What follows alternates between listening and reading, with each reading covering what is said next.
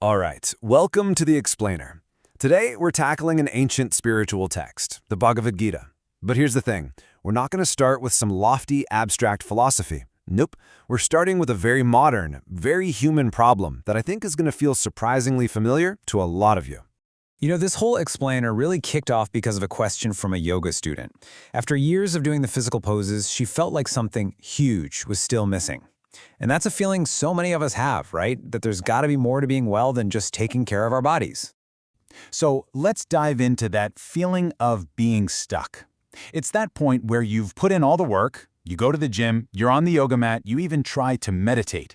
But deep down, it feels like you're just polishing the hardware without ever getting to know who's actually running the machine. And the way the Gita frames this is just brilliant. It uses this analogy. Focusing only on your body is like owning a super powerful, top-of-the-line computer, amazing hardware, but having zero clue about the software, let alone who the heck is sitting at the keyboard.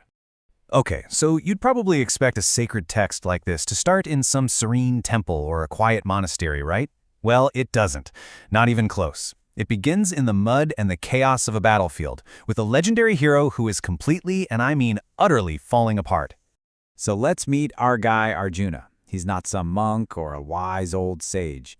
He is the greatest warrior of his generation, and he's standing on the brink of the single most important battle of his life.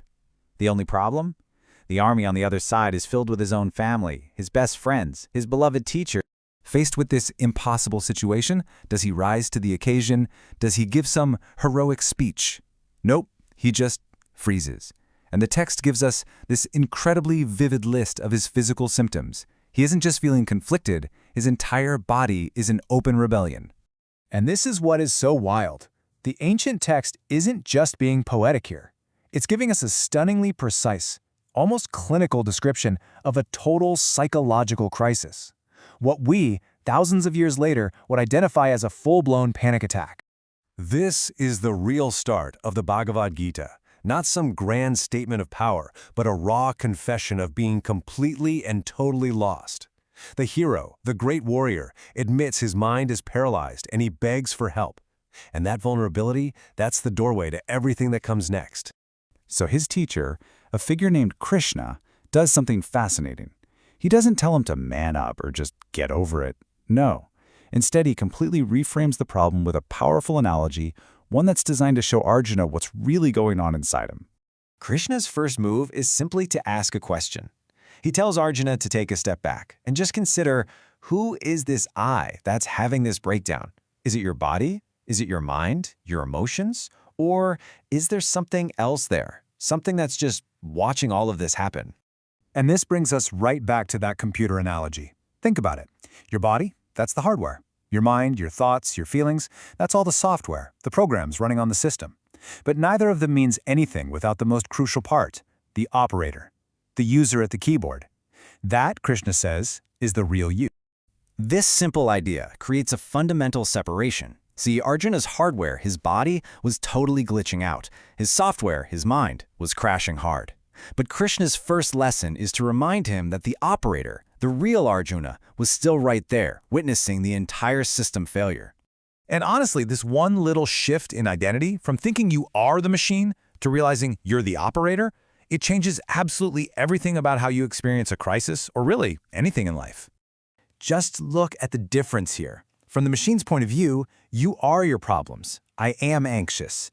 But from the operator's view, you observe the problems. I am noticing a feeling of anxiety. That little bit of space between you and the problem, that space is freedom. So this is the core teaching. It's simple, really. Machines break down, programs get corrupted, they crash all the time. But the Gita's first huge promise is that the operator, that conscious, aware part of you, the real you, is always untouched. It can't be broken, it can't be destroyed. So why does this ancient lesson from some mythical battlefield matter to us right here, right now? Whether we're dealing with a real life-altering crisis or, just trying to hold a tough yoga pose for one more breath. Well, the big takeaway is this. Most of our day-to-day struggles and suffering come from simply forgetting this distinction. We get so caught up that we mistakenly believe we are our anxious thoughts, we are our tired bodies, we are our fleeting emotions. The real practice, The real yoga is just about remembering who's actually sitting in the chair. And when you look at it this way, the entire text transforms. It stops being this intimidating ancient religious scripture, and it becomes something incredibly practical, a user's guide for the human mind, written for anyone who has ever felt completely overwhelmed by their own inner world. But of course, this leaves us with one giant provocative question. It's great to know you're the operator. That's a huge first step. But if that's true, then why does it feel like our frantic, chattering mind keeps hijacking the keyboard and running the whole show? Answering that question? Well, that's what the rest of the Gita is all about.